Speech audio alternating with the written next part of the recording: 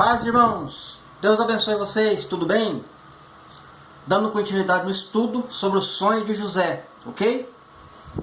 Antes da gente iniciar a leitura aqui, eu quero fazer uma pequena introdução para a gente compreender nessa questão do sonho de José, mulher grávida, com dores de parto, situação de Raquel, né? A gente vai ver em vários pontos da palavra o nome Raquel sendo citado, né?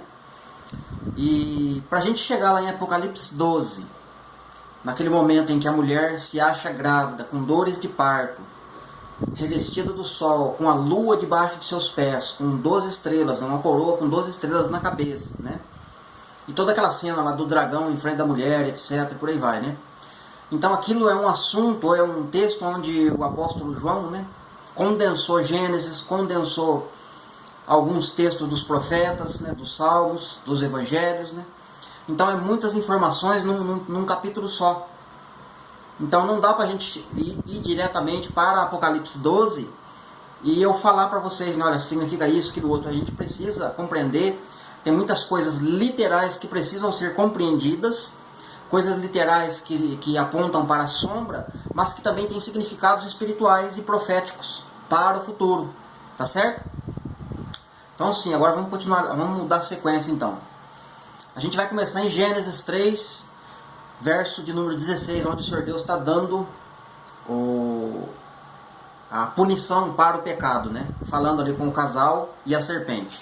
Verso 16, e ele disse para a mulher: multiplicarei sobremodo os sofrimentos da sua gravidez, e em meio a dores darás à luz filhos. E o teu desejo será para o teu marido, e ele te governará. Essa parte do seu marido te governará e o desejo da mulher, vamos ficar para um outro momento, tá? Não dá para entrar agora. Eu quero entrar somente no contexto onde fala da gravidez. Então o Senhor Deus disse para Eva que ela daria luz com dores, né? Ou para as mulheres. Dariam luz a filhos por meio de dores, por meio de sofrimento, por causa do pecado, ok? Então, nesse momento, a serpente está junto, né? O dragão lá de Apocalipse 12 está junto. E ele ouve a profecia, só que ele não tem entendimento para discernir o momento exato do cumprimento das profecias do Senhor Deus. Então, quando Eva concebe e dá à luz a Caim e Abel, e ele começa a observar que Abel é bem visto aos olhos de Deus, e Caim já não é tão bem visto diante de Deus, né? Por causa das suas ações, por causa das suas obras. E aí o que ele faz? Ele entra na vida de Caim e por meio de Caim ele mata Abel, achando que Abel era aquele a quem iria pisar na cabeça dele. Entende? Então ele começa uma perseguição contra as mulheres que estão em destaque, né? As mulheres que o Senhor Deus fala nas profecias da palavra. Então ele vai ficar de olho aberto, né? Vai ficar de antena ligada sobre essas mulheres. Tá certo? Outro texto para a gente meditar. Gênesis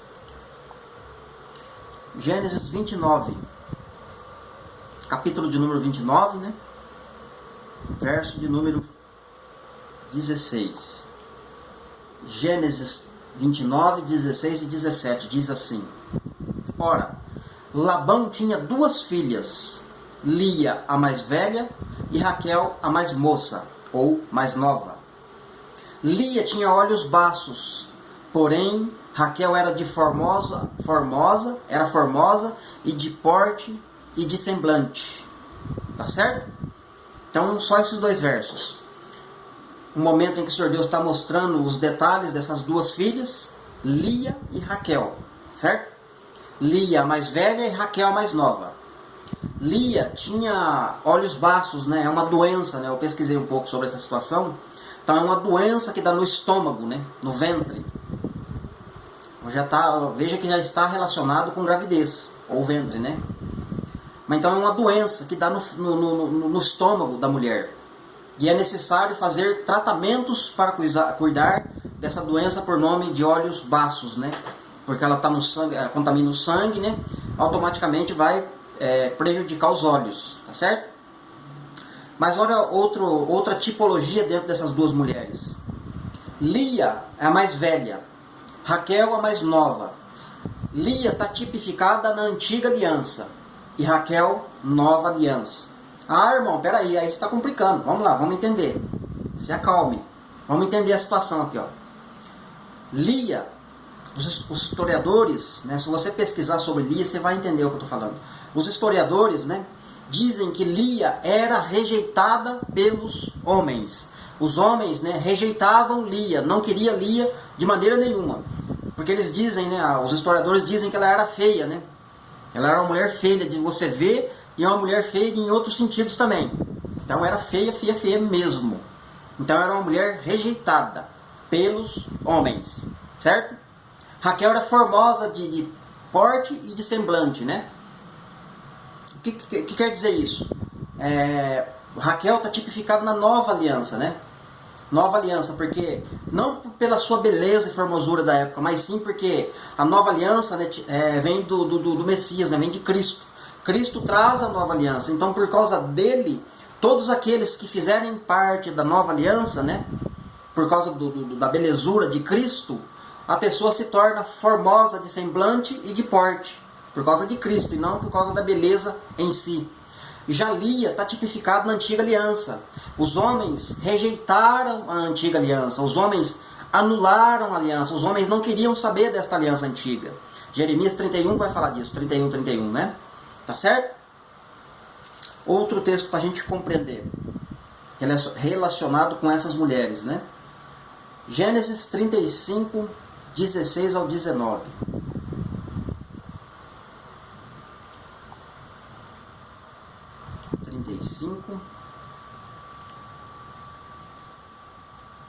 Verso de número 16. 35, 16. Diz assim: assim que Jacó teve a luta com o anjo ali, passou a sua família, né?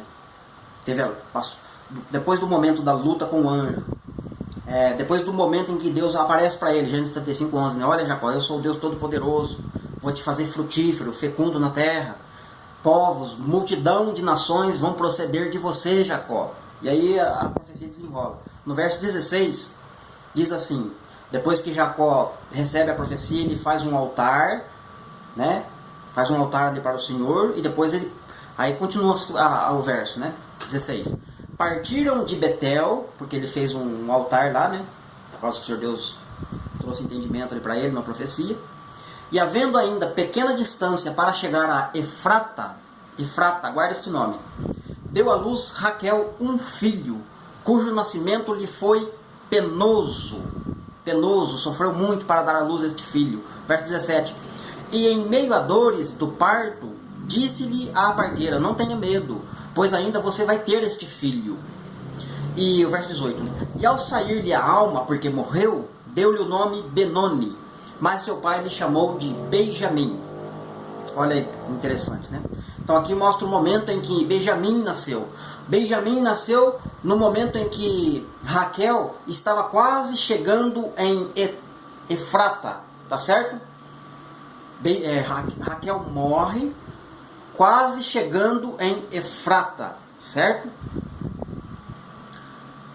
Um ponto interessante aqui.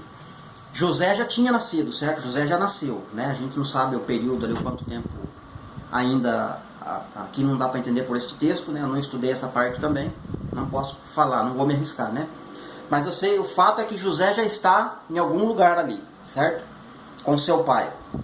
E nasce Benjamim. Só que Raquel morre, certo? Eu estou frisando isso porque eu quero que vocês compreendam, eu quero que isso fique claro para vocês.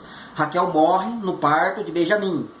Raquel não consegue enxergar seu filho, né, vivo. Raquel não vislumbra do seu filho no seu colo, nos seus braços, tá certo? Guarda essas informações. Vamos lá.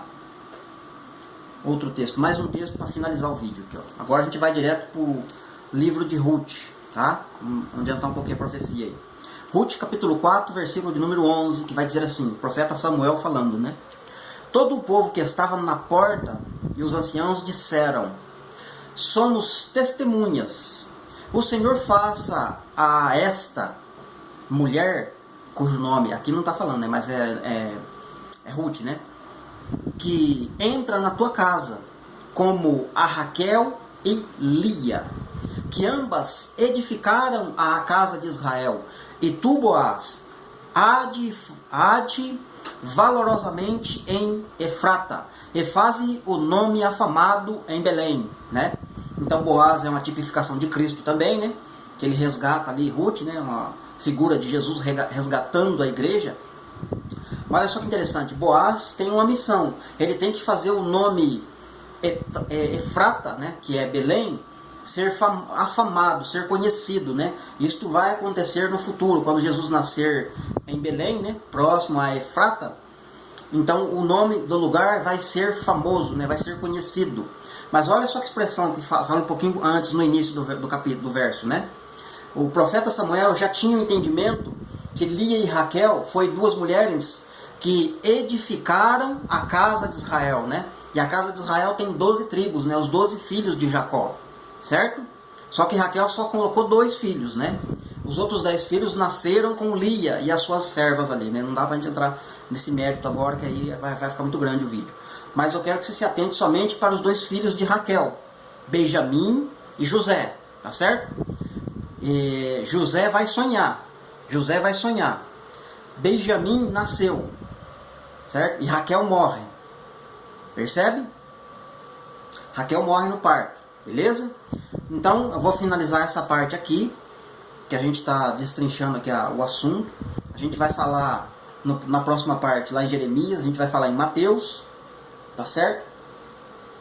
E um pouquinho de Gênesis 41, que é o sonho de José, tá certo? Bem pouco, não dá para falar muito ali.